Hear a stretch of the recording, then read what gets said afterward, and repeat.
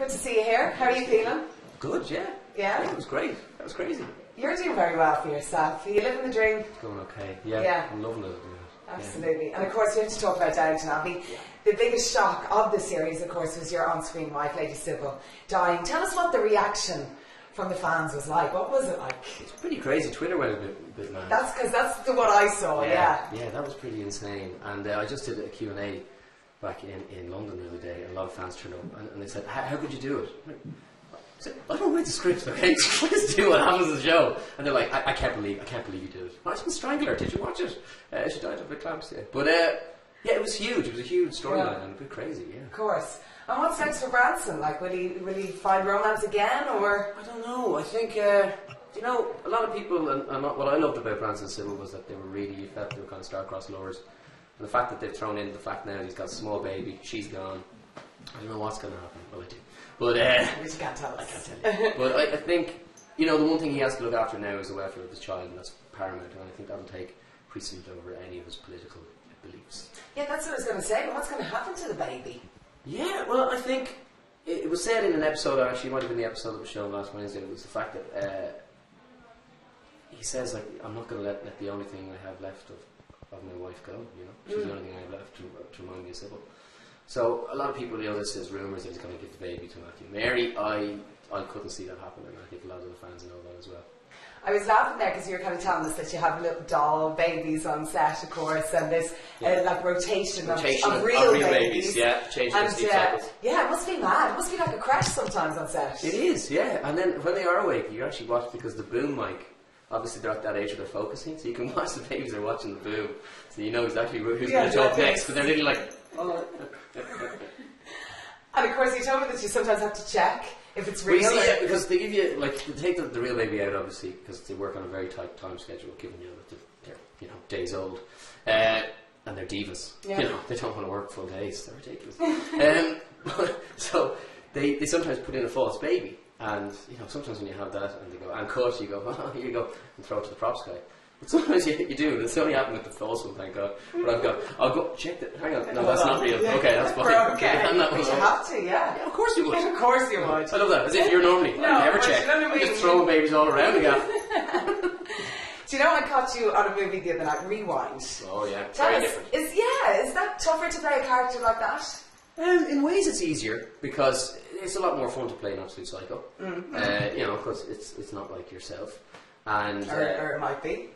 But it's a lot of fun, and one of the things I love about doing this for a living is the difference of roles you get.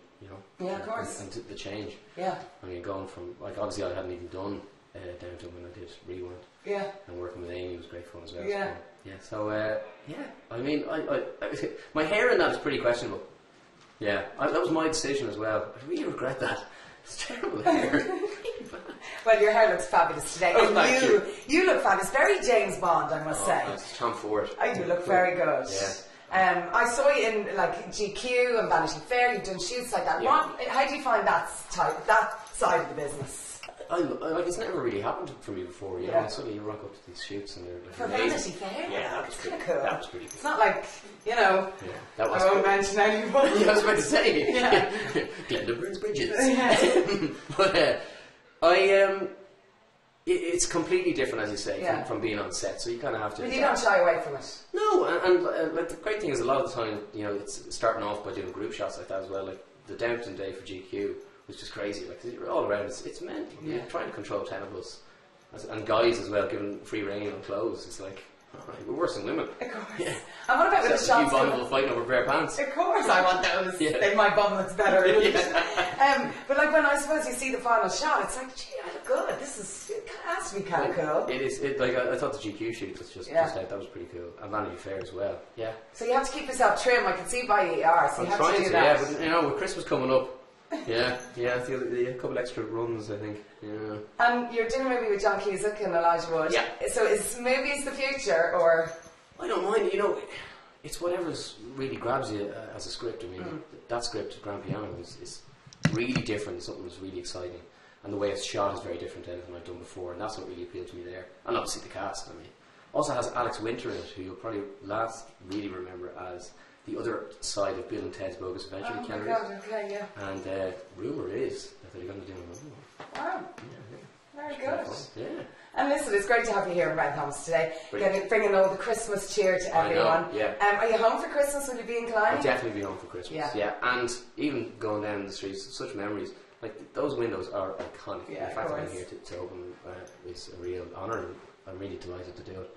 I mean, even since I was a kid, that's a real sign that Christmas is here. I know, it's great. And I was really, and they look fantastic today. And I was just hearing about like 300 hours for 6 people, 300 hours, and there's over 3,000 pieces. I know, it's in great. It's amazing.